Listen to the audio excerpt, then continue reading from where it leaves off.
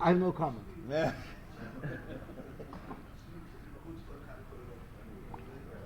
Zog the Gemara weiter. Meisvei. Shnayim sheyishenim b'mita achas. Two people who are sleeping in the same bed. Again, $150 a night. This is the only room that was left. Maybe it was even a snowstorm, so they had no choice. So they had to. All the rooms were booked. They had to take what they had available. So Shnayim sheyishenim b'mita achas. This is a new dimension in the poverty that they had in those days. I was here everyone. You see it. It's the way they were made. Oh, it wasn't they were down the freeway and there were no rooms left? I thought that's what it was. This was their freeway. This was They were in the concentration camp. Yeah, I was thinking that. That's what I was thinking. Concentration camp. Except there, they probably had some kind of clothing. So the halach is. The whole child is because not wearing clothing. That's right. If they're wearing clothing, the Gemara is going to discuss in a minute. It's not an issue. So Meisvei. Shnayim sheyishenim b'mita achas. Zer machzor panav b'koyrei. He turns over the other way and he says Krishma. So that's one brayso. The other brayso is V'tanya Achriti Hayash B'mita. If someone sleeps in a bed, Ubanav Uvnei Veisa B'tzidai. So this is mamish case. You go down the throughway. There's one room. I don't care how many kids we have. We're not taking a second room. Not even adjoining rooms. So the whole family is in bed together. Ubanav Uvnei Veisa B'tzidai. And we're going to have a little bit of a girsa discrepancy here. You should not say Krishma,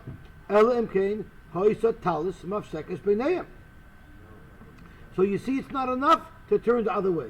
You see he has to have a beged that's being completely mafsek. There's a shalom dachreinim, if it literally means from head to toe, or maybe it just means in the makam erva.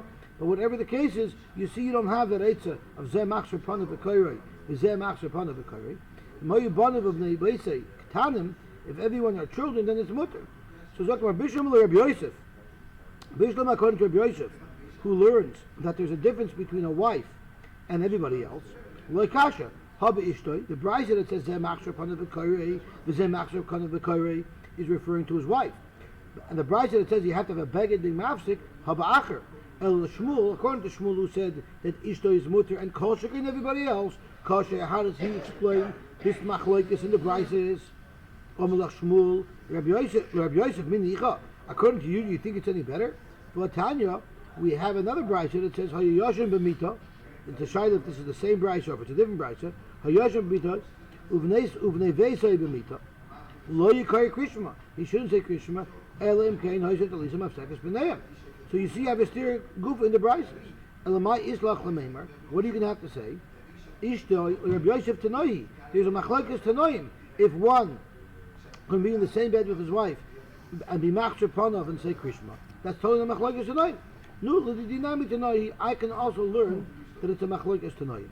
So here we have a shayla, because never does it say explicitly the word ishtoi. It says b'nei veisai. So Rashi tells us how Yoshem b'mita uvnei veisai. So Rashi v'ishtoi b'chlal veisai.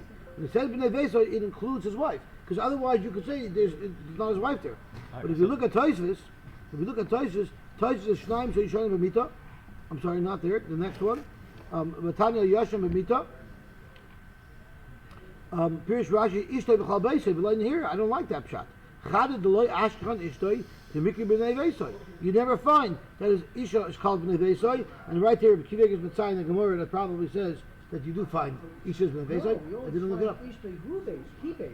But not b'nei veisay. Not b'nei veisay. V'oideli perushay havel lemeimar v'katani kan. Even the brayso del ilko, it's going on this brayso. Of midikamer v'atanya mashma the brayso acheresi. It's mashma that the Gemara is quoting from a totally separate brayso. From Rabbi Yosef, the Gersinin HaYoshem Mita, the Ishtoi Yishana B'tzidai, Lo Yachsef Hana V'yikra. So Tosfos is being glorious that it actually says Mefurish. In the Brisa, it says Ishtoi. Now we have a different issue. Forget the fact that you're sleeping with somebody else in the bed and the complication of having somebody else there. You in bed, naked, should be a problem, Minei Ubei, because your lave is Roya, your Erva. And we know the Levi cannot see the Erva. So for that, let's look at the top Tosfos. I'm sorry, the second Tosfos. Exactly. So that's what Tosfos discusses. He has the problem of his own Erva. You can say, he sticks his head out of the covers. So So he doesn't have his head under the covers. So he's basically being mafsek between his head and his erva. In timer, There's a problem with libay royes erva. Either he would hold that libay royes erva is not a problem, or he pushes the beggar against him by his lave as well, so he has those hafsekim. So literally, like what you said, he has a gartel in bed. But it doesn't have to be a black gartel, it could be whatever the color the linen is. Now we have another problem. If they're back to back, there's what someone referred to as the shtei alechem are facing each other. Right? What about that? Somebody wants to we'll say it later.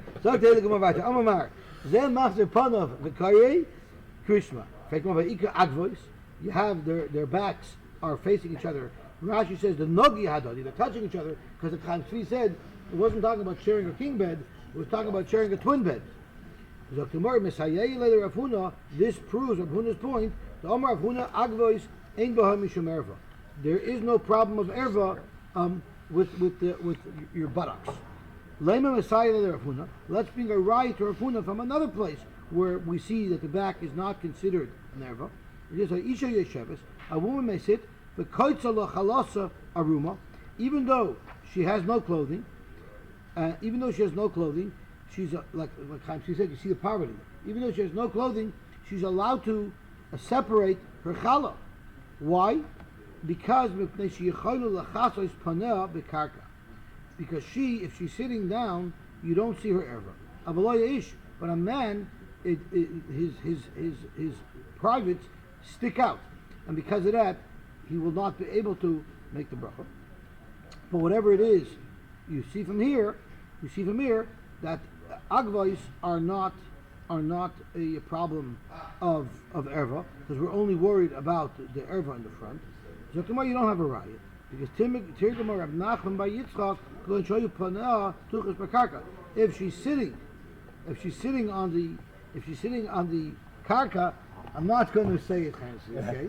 If she's sitting on the karka, if she's sitting on the floor, so kum tuchais, there is no tuchas means it's touching, it's rubbing against the floor.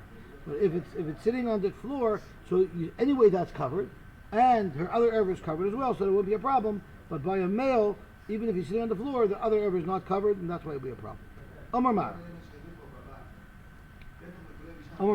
Im hoyu bonav uvnei vesoy ketanim mutter. So the Brachos said, if somebody is in bed with his children, then it's not going to be a problem, then it's a mutter.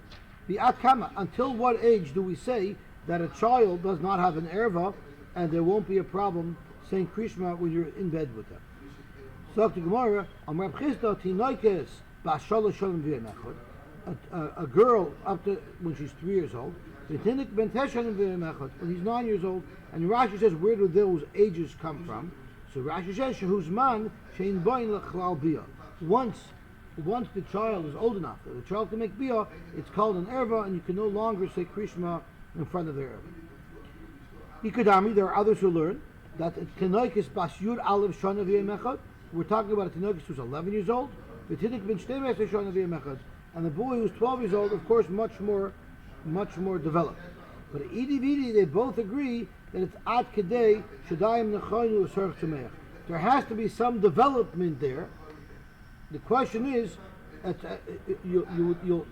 mandama who holds 12, 13 holds the development that came before is not called development.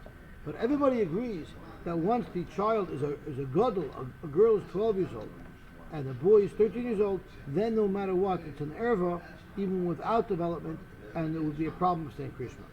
Amar Rab Kandler Bashi, Hasam Amar Rava, before Rava said, Legabe, the halacha of tefillin,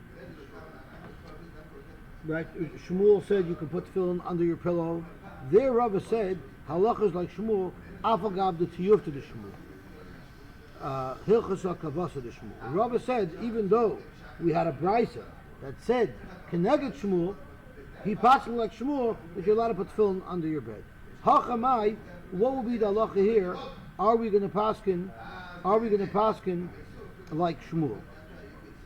Because Shmuel was the one who said Afilu ishta imay, right? My. Amalei, atu kulu b'chad machta machtinu. Do you measure everything with the same measuring stick? Each case, we look at it's not measuring stick. Bariga achas, araktem. Are they all woven with the same weave? In other words, we look at each case on its own merits.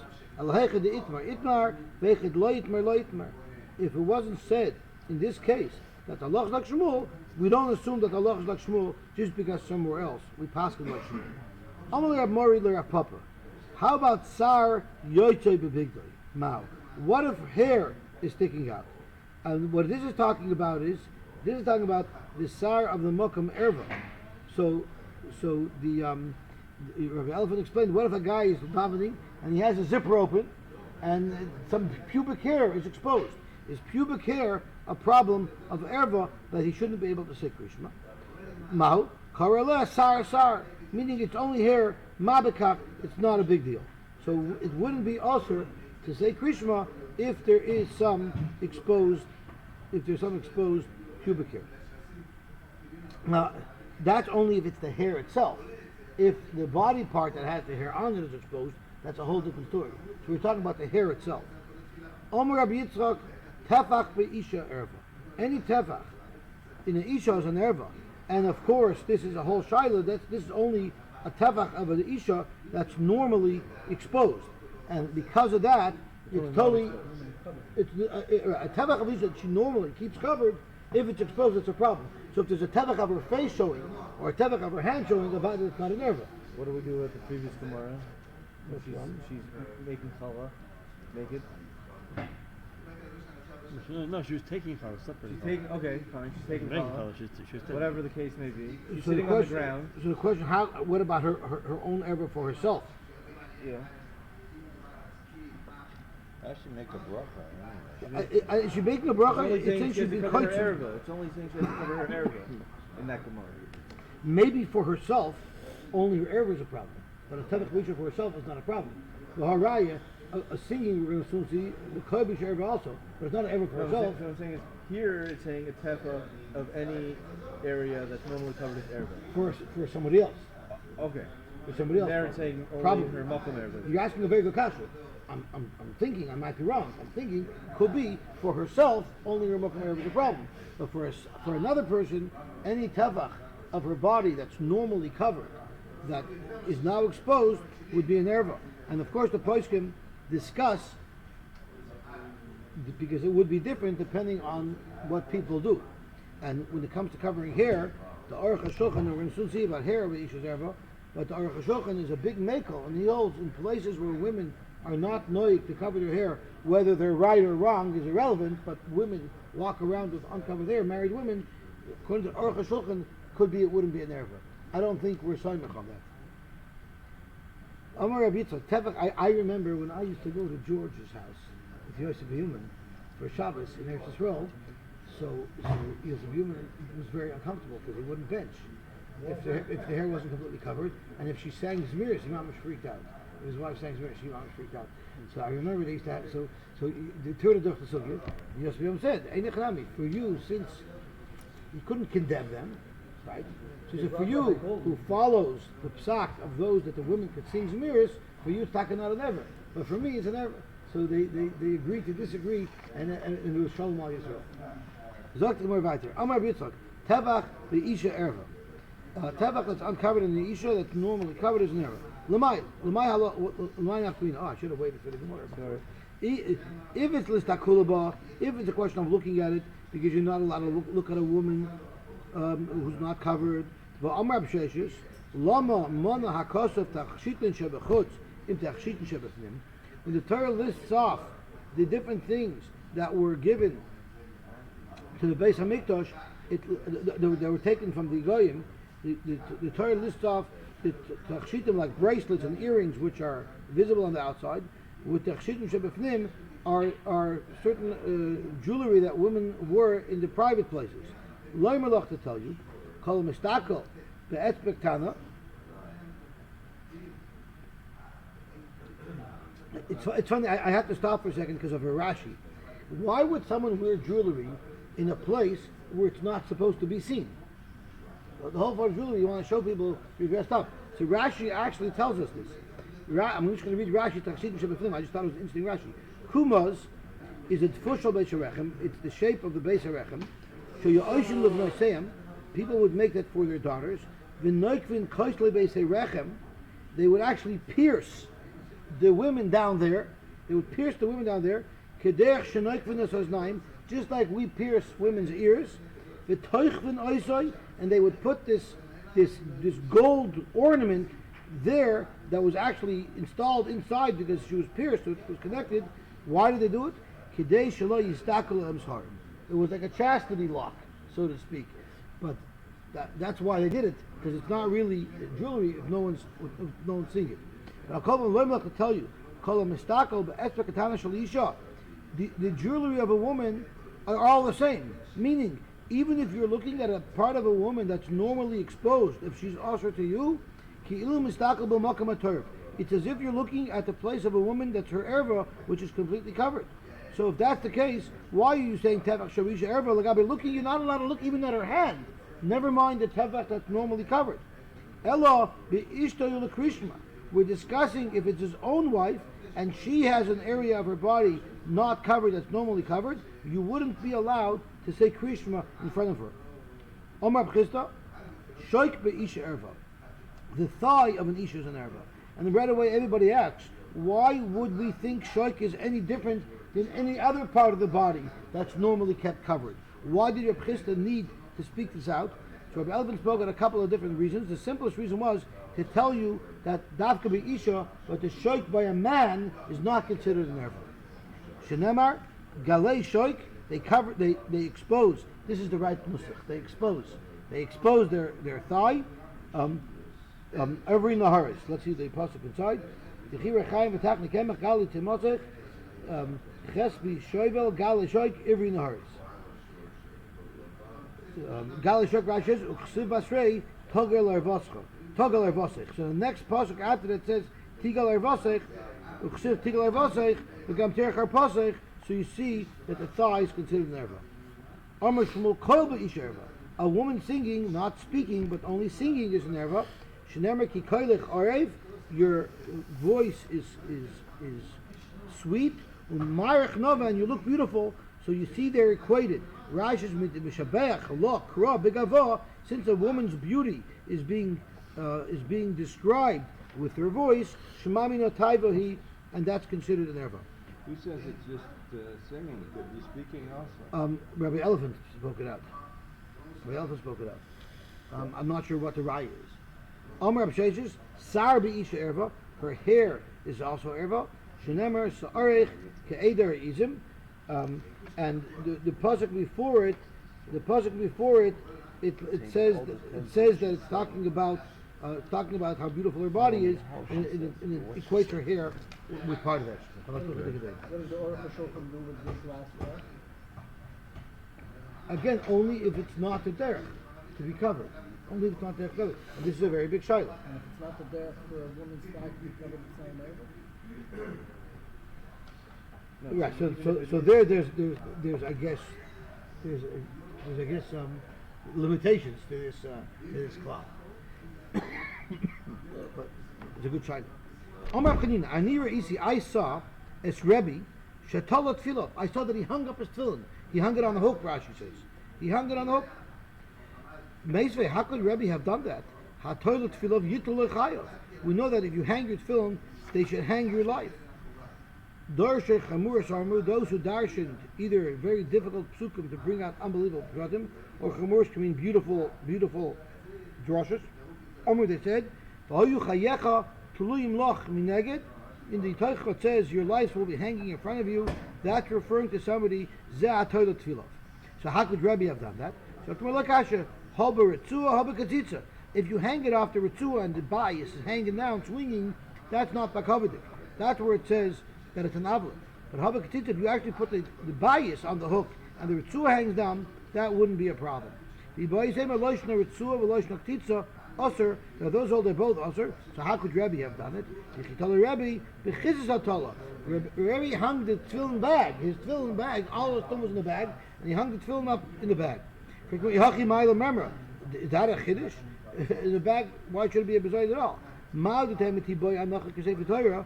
a hanker sefer Torah, if it's in this bottle, you have to put it down properly. Kamash Malon, that's filling, doesn't have to be treated that way. Zok the Hilig Gemara weiter.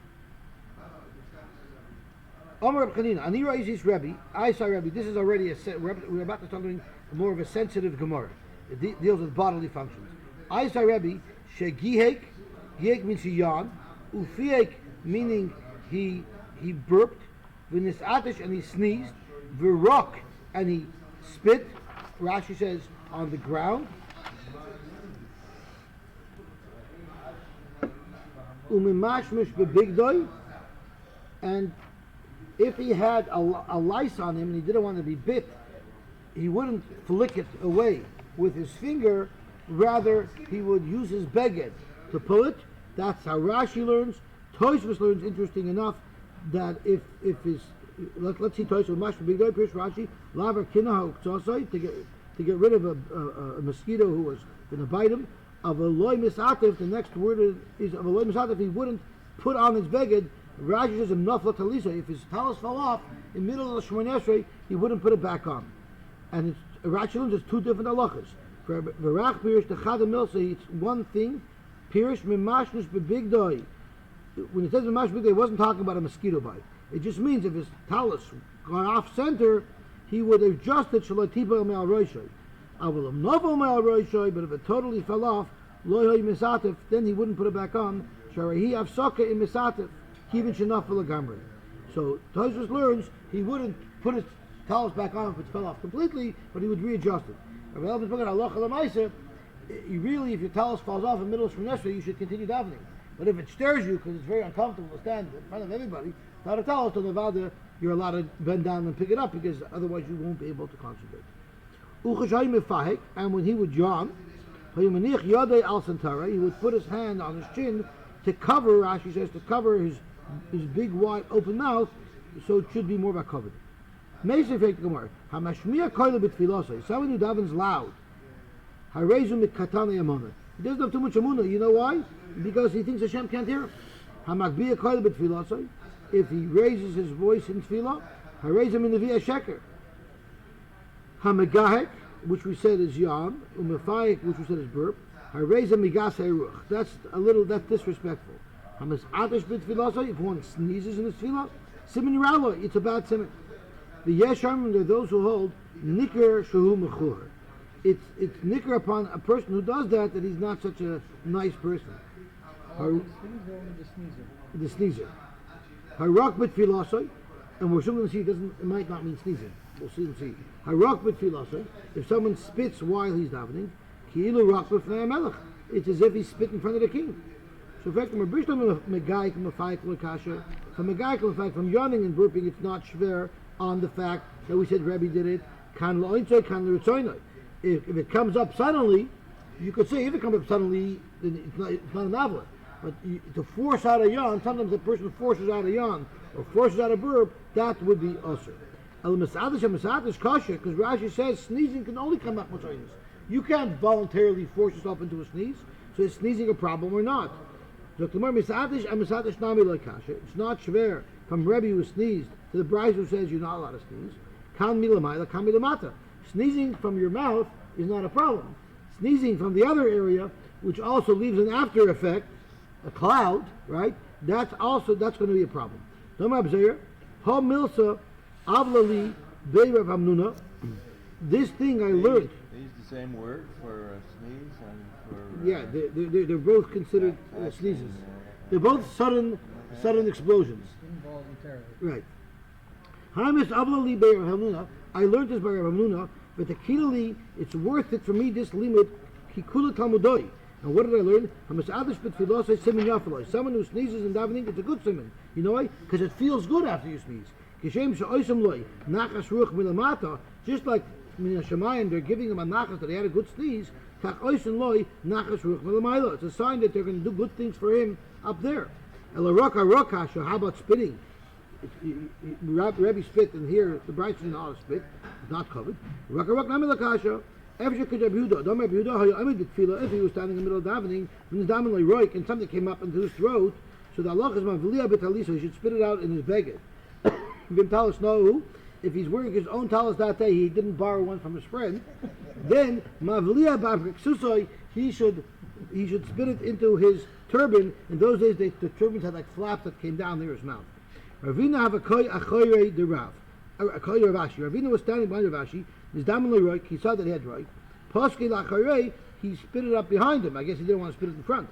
Omalei le'sava lamar le'hoda Yehuda that mavli b'ksusoi. Omalei sure, but I'm not. I needed the toy. I can't even put it to my turban. To me, it's echoed. I can't do it. If you can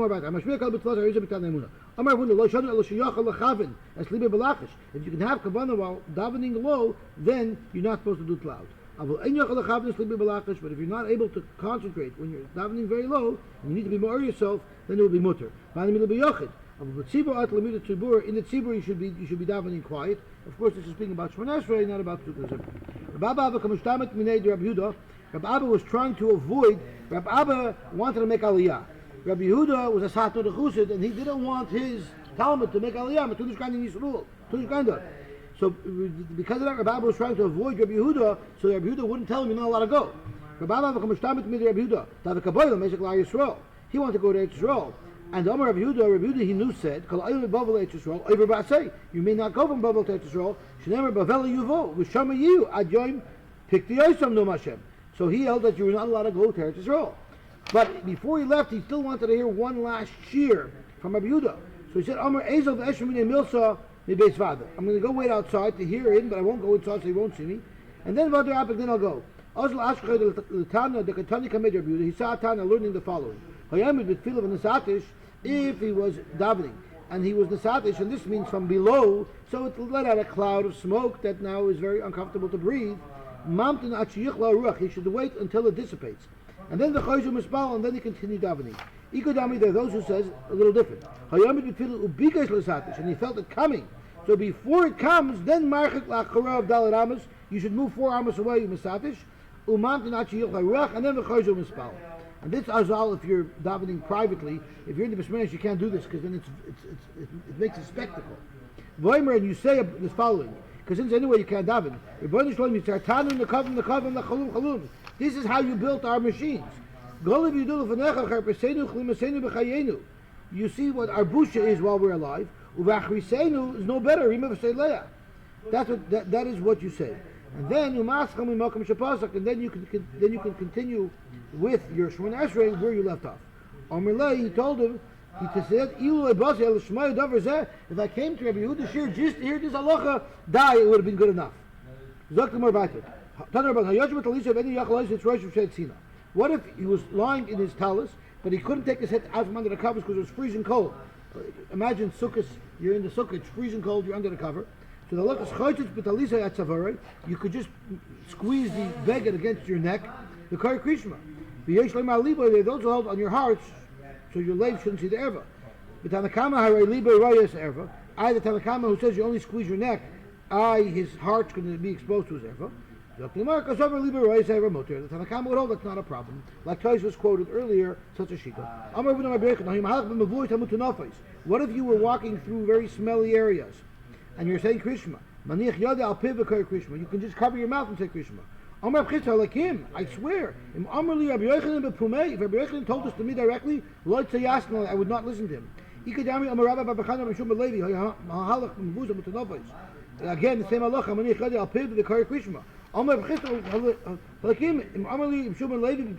if Rabbi Shimon Levi told us to himself, I would not allow someone to say Krishma in Mavuzah Mutanafas even though his mouth was covered. Did Rav Huna say this that you're allowed to? In the name of Rabbi Yochanan that you're allowed to say Krishma?